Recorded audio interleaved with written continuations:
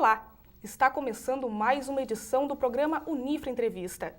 O Rio Grande do Sul é conhecido pelo respeito à sua história e também pelo cultivo de suas tradições. Considerada uma das maiores manifestações culturais, o movimento tradicionalista gaúcho estimula a propagação de costumes como o chimarrão e o churrasco. No mês de setembro, atividades artísticas, culturais e esportivas ganham espaço e se tornam marca deste movimento. Mas é no cotidiano tradicionalista que se destacam os valores sociais, transmitidos de geração para geração.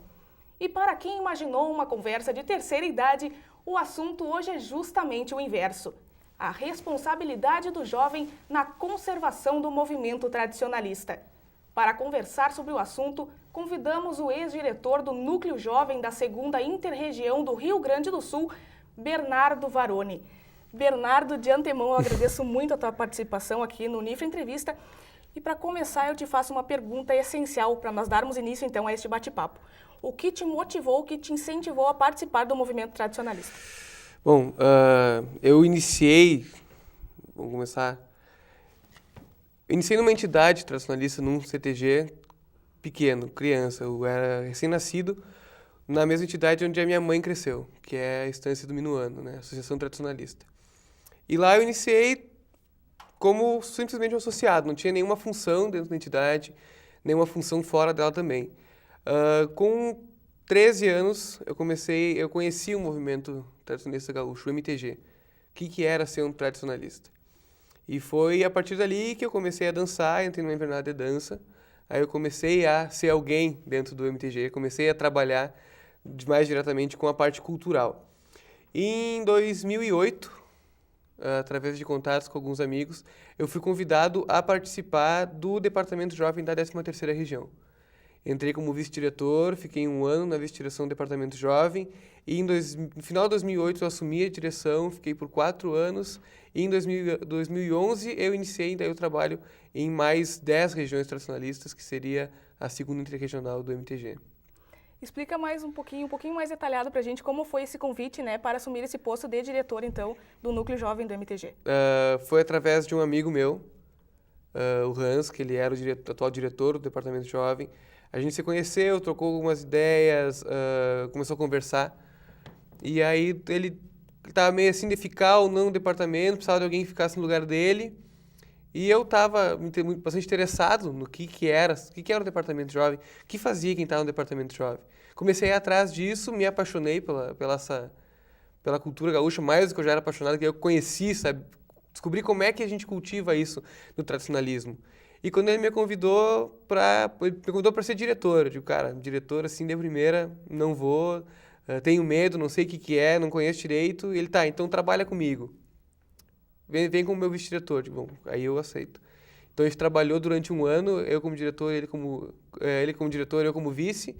E no final do ano, quando teve a eleição, eu achei que eu estava pronto para encarar. E ele não sabia se ia de novo, se não ia. Eu digo, bom, então eu vou. E aí coloquei uma chave para a eleição e aí acabei ganhando a eleição. Então eu gostaria que tu compartilhasse nessas pesquisas que tu falaste agora há pouco e contasse no que consiste então este movimento voltado para os jovens. Então tá, primeiro o movimento tradicionalista gaúcho, ele tem como objetivo cultivar a tradição gaúcha. E o Departamento Jovem é tudo isso voltado para a juventude. Então o diretor do Departamento Jovem, ele tende a responder pelos jovens do Rio Grande do Sul. No meu caso, no início, eu respondia somente para a 13ª, somente para a região de Santa Maria. É um departamento que, como qualquer outro departamento que consiste uma coordenadoria, o departamento artístico é voltado somente para a parte artística. Departamento campeiro, a parte campeira, de esportes, do esporte. E o departamento jovem é voltado para quê? É para tudo isso englobando a juventude. Então eu trabalhava com quem dançava, eu trabalhava com quem era da parte campeira, eu trabalhava com quem era dos esportes, eu trabalhava com quem queria fazer alguma coisa pelo Rio Grande do Sul, pela cidade, pelo movimento. Então, juntava toda essa massa e nós fazíamos as ações, fazia projetos, criava palestras, incentivava os jovens a entrarem para essa parte do movimento. Aquele jovem que não queria dançar, que não queria ir para a parte campeira, que não queria aprender a jogar um esporte campeiro, mas tinha uma cabeça boa, então vem trabalhar comigo, vem. Vamos ver onde é que a gente pode colocar essa pessoa para trabalhar. Quanto tempo dura a função de um diretor deste núcleo jovem? É uma gestão, não é só tu tem uma equipe que trabalha junto contigo e ela dura 1 ano. É 1 ano que tu tem de mandato, digamos assim, no departamento jovem. E aí começa na entidade, eu pulei a entidade, eu fui direto para a região, porque tu começa na entidade, da entidade tu faz a eleição para ir para o departamento jovem regional, do departamento jovem regional tu vai para o departamento jovem interregional, e do departamento jovem interregional tu chega no departamento jovem do estado, que aí tu trabalha no estado inteiro. E eu pulei a primeira parte, fui direto para o departamento jovem regional. Tá certo. E agora, geograficamente falando, né? Tu falaste que tu fosse diretor da interregional. Isso. O que abrange esta interregional? Que abrange a interregional? Quais são as regiões abrangidas?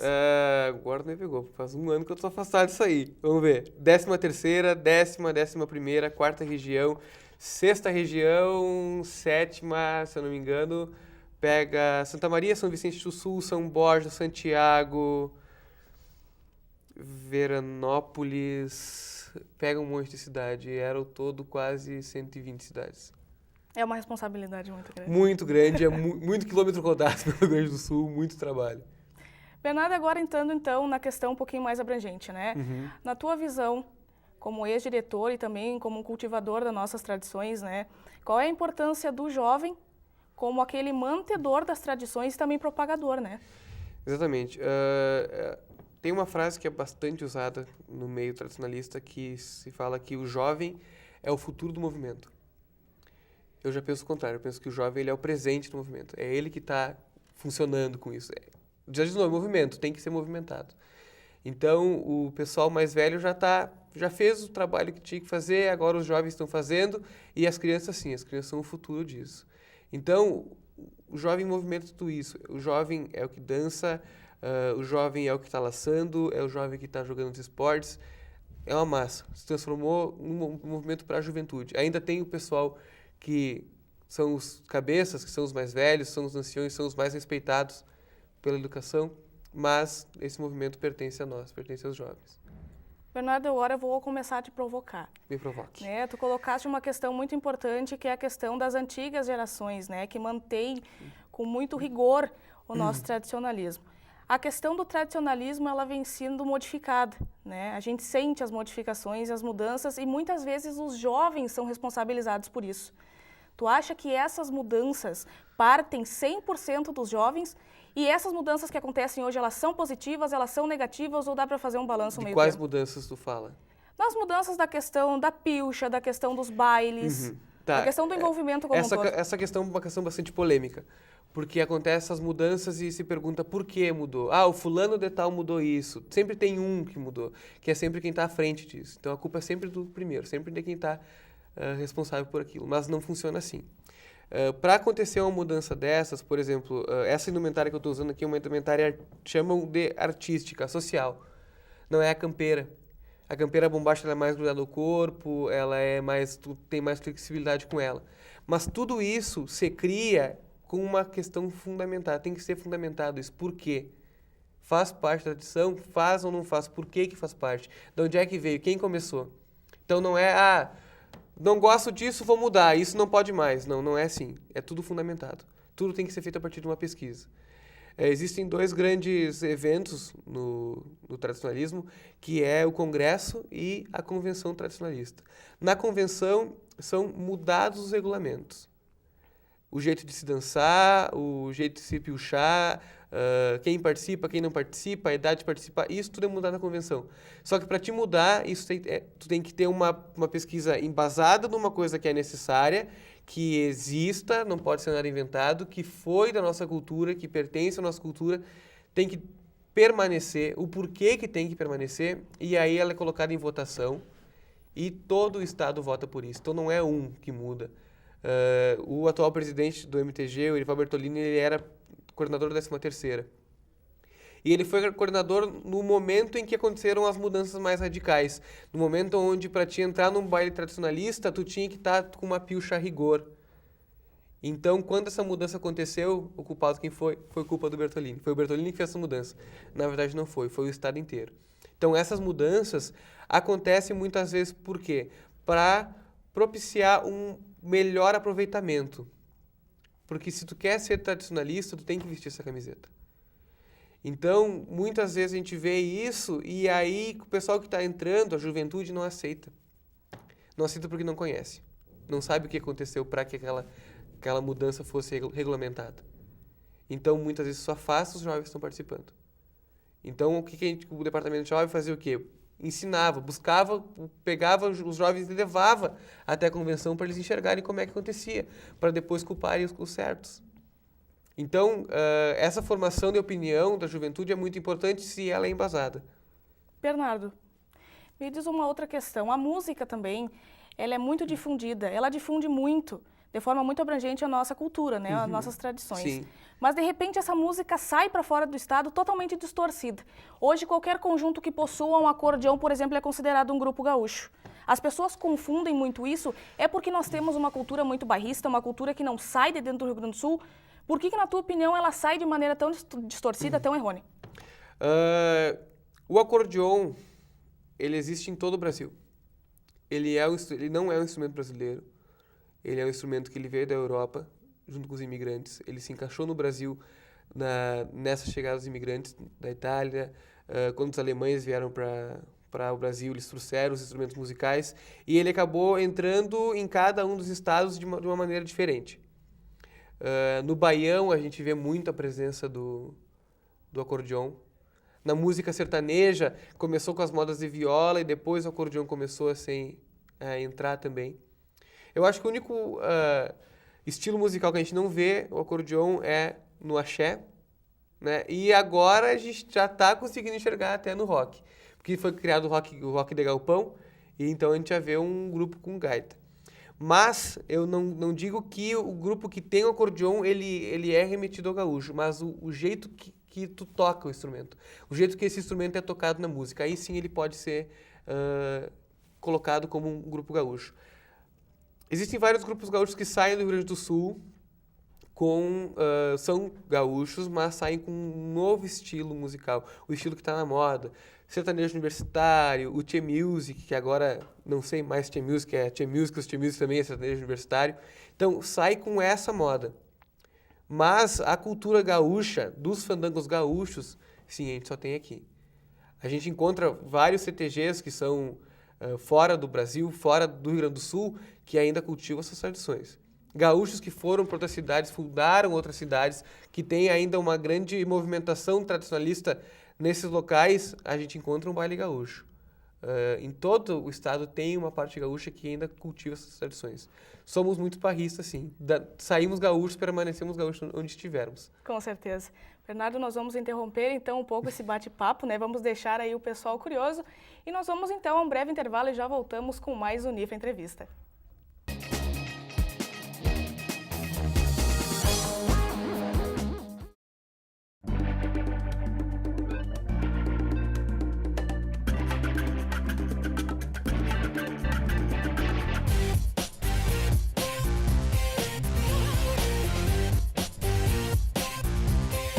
A vida é o bem mais precioso que temos.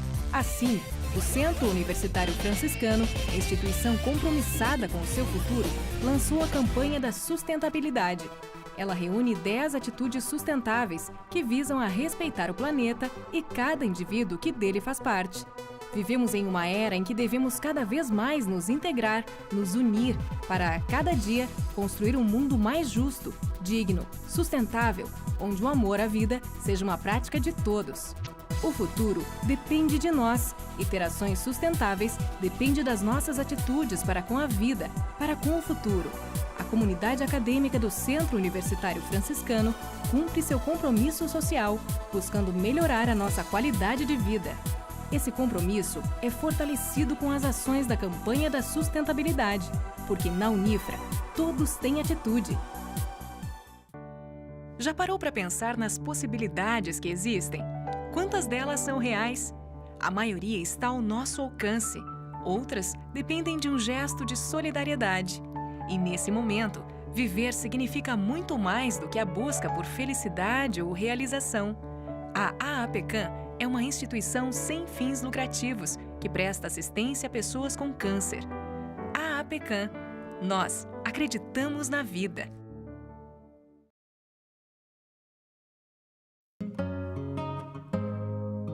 Às vezes você pensa que tem o controle, mas acaba sendo apenas um controlado. Parar de fumar é o primeiro passo para conquistar a liberdade. Ter controle é não fumar. Campanha Liberte-se, uma iniciativa Unifra. A Liga Seletiva se uniu para ajudar e salvar o planeta com Papelito, Metalinha, Super Vidro e Plasboy. Você pode fazer parte da Liga selecionando o material reciclável da sua casa. Entre em contato com a Asmar pelo telefone 3026 9167. Junte-se a nós.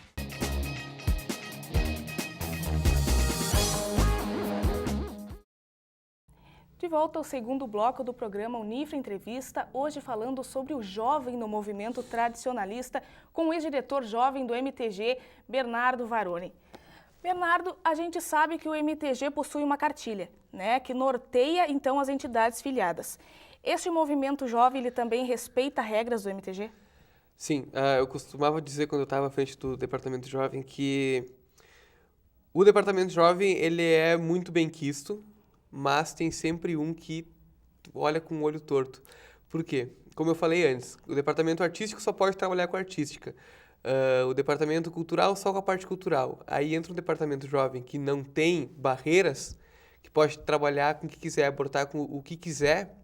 Aí eu fui uma pedrinha no sapato de muita gente quando eu tive no departamento jovem. Que tudo aquilo que eu queria fazer, eu dava um jeito de fazer. E aí tinha uma trancada, lógico. Nós temos que seguir a Carta de Princípios, que é uma carta que foi construída para que os tradicionalistas tivessem um rumo, por onde seguir. Então, eu mantinha nas regras, mas sempre que eu podia incomodar, onde eu podia, eu incomodava. A gente segue todas as questões e regulamentos muito bem cumpridas, a gente tem que cumprir uma norma. Se nós fosse abordar a parte da dança, nós teríamos que seguir o regulamento da dança, nós teríamos que trabalhar em cima daquele regulamento. Então, o Departamento Jovem muitas vezes serve para mudar aquilo que está errado. Porque a juventude, como os jovens estão vivendo, o que está sendo mudado, o que mudou, o que deixou de ser feito, o que poderia ser feito, isso tudo acarreta sempre na juventude, por eles estarem no presente do movimento. Então, nós tínhamos sempre a primeira visão disso e sempre buscávamos uma forma de solucionar o problema. Então, o Departamento Jovem voltava mais para isso. Mas, com certeza, a gente tinha regras. Existe um regulamento do Departamento Jovem que a gente tem que cumprir. Ele é um regulamento que ele dá os objetivos, ele explica como funciona a eleição, quem pode ser, quem não pode, quem participa, quem não participa. O regulamento do Departamento Jovem trabalha sobre isso. Não nos dá nenhum limite para trabalhar. Bernardo, esse movimento jovem, ele é prejudicado de alguma maneira quando não tem um representante como um diretor, né? Eu estou conversando contigo que é ex-diretor, foi diretor ano passado, e este ano a gente tem informações que não tem alguém responsável ainda nesta área, né? Ele é prejudicado de alguma maneira ou não? Digamos assim, não porque nós temos um diretor estadual. Um diretor estadual nós temos. Não sei te informar quem ficou no meu lugar na Interregional. Sei quem ficou no lugar da Tainá, que foi a minha sucessora, que é a Ticiana, que ela está no Departamento Jovem Regional. Eu, quando saí, eu deixei de me envolver com o Departamento Jovem. Então, eu não sei o que está sendo trabalhado, não sei quem é que está trabalhando além dela, além do Giordano, que é o rapaz que está no Departamento Jovem Central. Mas é isso. Faz falta, muita falta. Porque qual era a minha função como Departamento Jovem Regional? Minha função como diretor era dar uma base para os departamentos das entidades tradicionalistas, para quem estava nos CTGs. A minha função como Departamento Jovem Interregional era dar uma base para quem estava nas regiões tradicionalistas. Eu era um meio de contato da região com o MTG.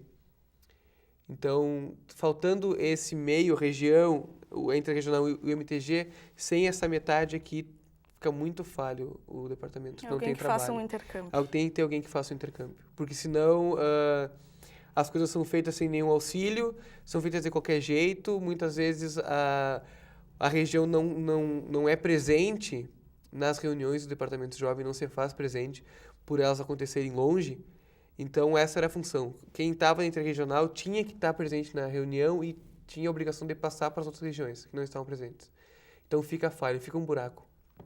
Porque é um trabalho que tu recebe tu recebe um objetivo, uma meta para te cumprir na tua gestão, e se tu não cumpre ela, alguma região é prejudicada. Bernardo, e que tipo de atividades são feitas por estes jovens, né, integrados neste movimento? Resgates. Infelizmente, resgate de uma forma que para mim é errada. Quando eu fui no departamento jovem, o meu departamento trabalhava de uma forma diferente de qualquer outro departamento do estado. Eu não visava solucionar problemas do tradicionalismo, mas sim problemas da sociedade em geral.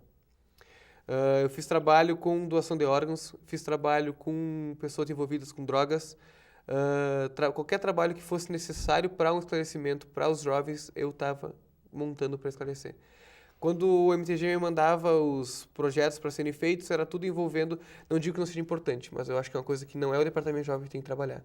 Porque fala no parágrafo onde fala dos princípios e dos objetivos do Departamento Jovem. O primeiro parágrafo do regulamento fala buscar novas lideranças. E quando me mandaram para uma cidade relatar uma lenda, eu fiz uma pesquisa numa lenda de Santa Maria, muito pouco conhecida, que é a lenda do Paiquati. Nós levamos até a cidade que eu não me lembro qual foi, porque todas as cidades que eu já conheci no estado são muitas. Nós chegamos lá e, através desse trabalho, com quem eu trabalhei? Trabalhei com prendas e peões, que tem faixa e crachá na região e nas entidades.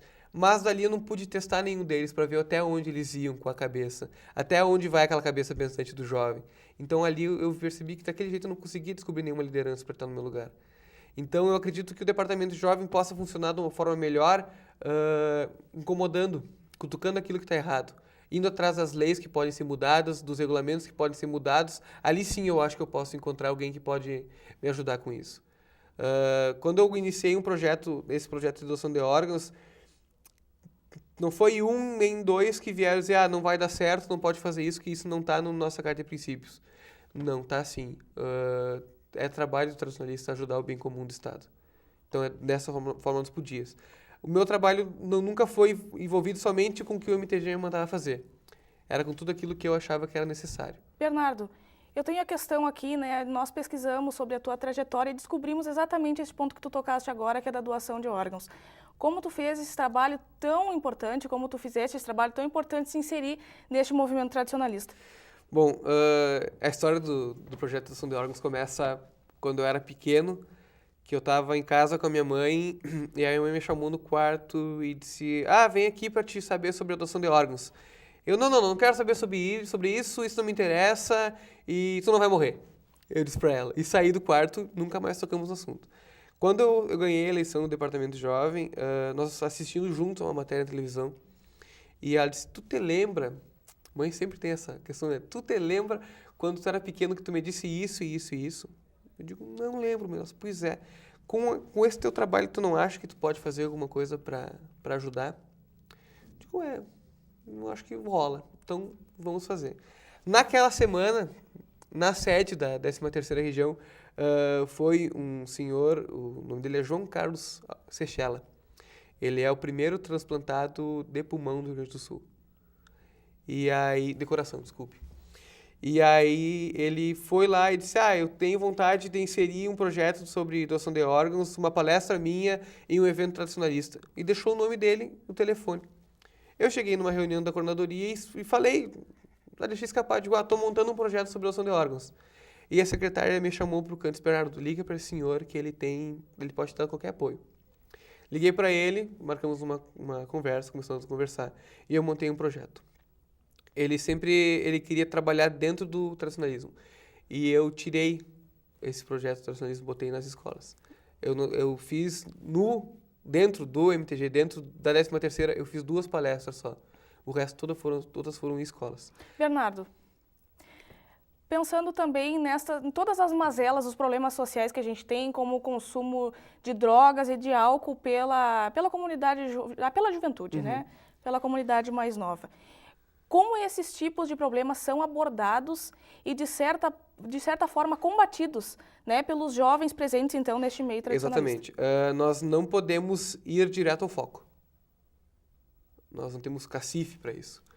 Mas, numa campanha que foi feita em São Cepé, sobre o crack, nós recebemos apoio da promotoria, da Brigada Militar, da área da saúde, e aí sim nós fomos direto ao foco com isso. Mas, da mesma forma que eu trabalhava na doação de órgãos e trabalhei com isso, o que foi? Nas escolas, foi a conscientização. Era tu levar para dentro da sala de aula essa necessidade. O projeto de doação de órgãos não visava buscar doadores. Em nenhum momento a minha intenção era aumentar o número de doadores, montar um banco de doadores, não. Era ensinar, conscientizar. Por que é importante? Da mesma forma foi feito com as drogas. Por que a droga está no nosso estado, aonde ela está, como ela entrou e que jeito a gente pode tirar dali? Conscientizando. Eu me atrevi uma vez, aí que foi auxiliando, aí direto ao foco que foi auxiliando lá em São Cepé, o seu Chico, na subcoordenadoria de São Cepé.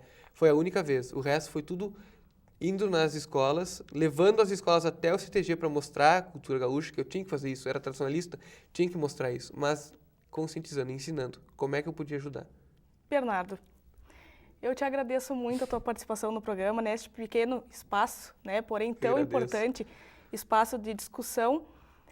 E conversamos hoje, então, com o ex-diretor jovem da 2ª Inter-Região do MTG em 2011, Bernardo Varoni. O programa Unifre Entrevista fica por aqui. Uma ótima semana e até a próxima.